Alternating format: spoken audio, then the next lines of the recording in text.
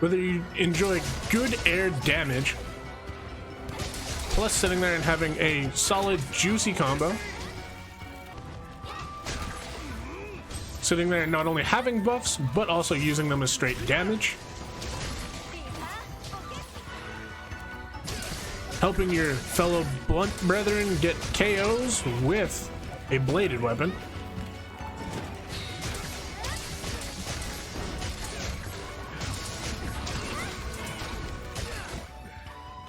sitting there and ripping tails completely off. Welcome to our Insect Glaive build. As we shown in the build preview, this build has just been a ton of fun, just a great time. And with all that, let's introduce you to today's comfy build. We're sitting there and rocking, as you can see, Gore Magala's Insect Glaive. On top of that, our bug is the dual purpose bug. This isn't changed or different from base Rise. This has just helped us constantly sit there and keep up our good old buffs, and also giving us a great time to expend them. This has just led to a just solid overall good time.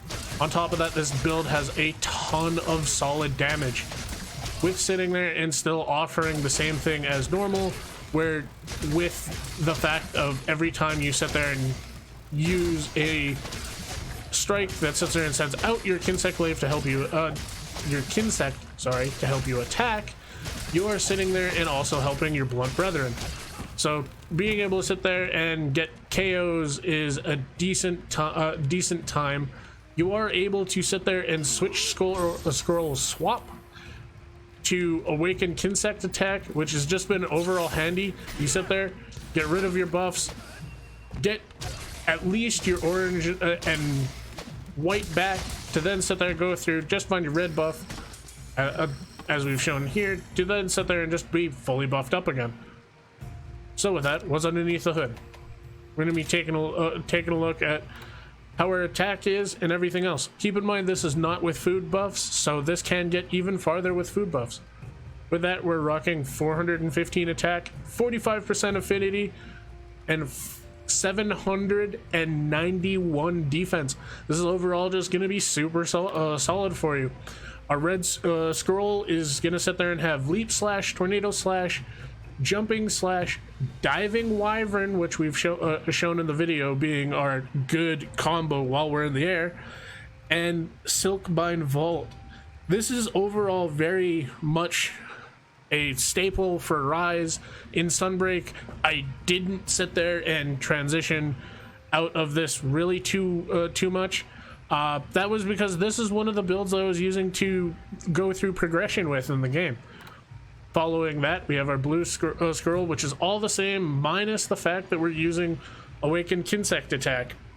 I have played around with some of the other things when it comes to the scrolls, but I had an issue in terms of sitting there and trying to progress through Sunbreak to be able to sit there and get everything the exact way I wanted, so this is what we left with on that. What does this actually entail? We have attack boost 5, crit eye 5, weakness exploit 3, master's touch. Yes, this is going to give you 95% affinity, so master's touch is definitely going to sit there and save us that big time in purple. Handicraft 3 to sit there and keep it so that way our purple lasts a bit longer with master's touch. Power prolonger, this is so our buffs sit there and last a hell of a long time. You can sit there and expel them literally at the ready if you want to. You just gotta switch scroll swap. Recovery speed, this is just a beneficial effect that we get off of our armor. Stun resistance, this is what I've been literally using simply to sit there and keep it so that way we can sit there and constantly just keep the damage rolling. We don't have to worry about getting carded in certain windows. We just have a good time.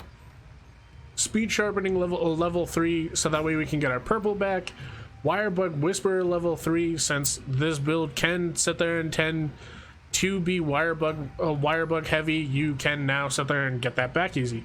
Blight resistance 1 is just a part of the armor, same with ammo up, and flinch free. With that, we are using Gore Magala's Insect Glaive. As you notice, mine is not maxed out. I still have to work on that. But we're also using Malzeno helm and bracers to give us that extra bit of comfiness. Kushaladora chest. This literally sits there and helps us house our handicraft plus our master's touch.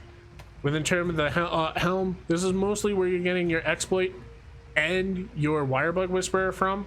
Along with that, you're sitting there and socketing in 1 level of master's touch. Your gloves, you're sitting there and getting wirebug whisperer, attack boost, and you're also sitting there and slotting in handicraft here for some extra good times. Astalos coil, this is literally your power prolonger piece. This coil is just overall going to be a great and comfortable time in Sunbreak. I can't express how much this coil just is so good. On top of that, it also is going to sit there and house our speed sharpening level 2 with weakness exploit and stun resistance. Insect Glaives, they back, baby.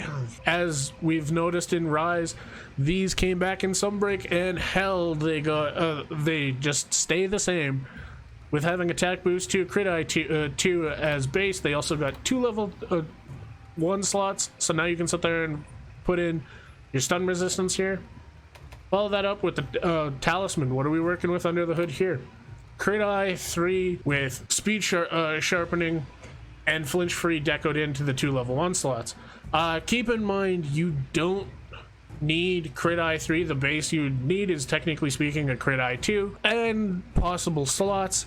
The crit eye 3 is just going to allow you to sit there and have 95% affinity, so you are going to be able to sit there and constantly be critting most of your shots and hits.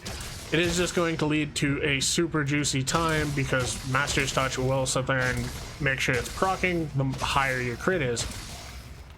With that, this has definitely been an enjoyable build. Thank you all so much for watching. Make sure to sub if you're not sub to the channel, and just remember to stay comfy.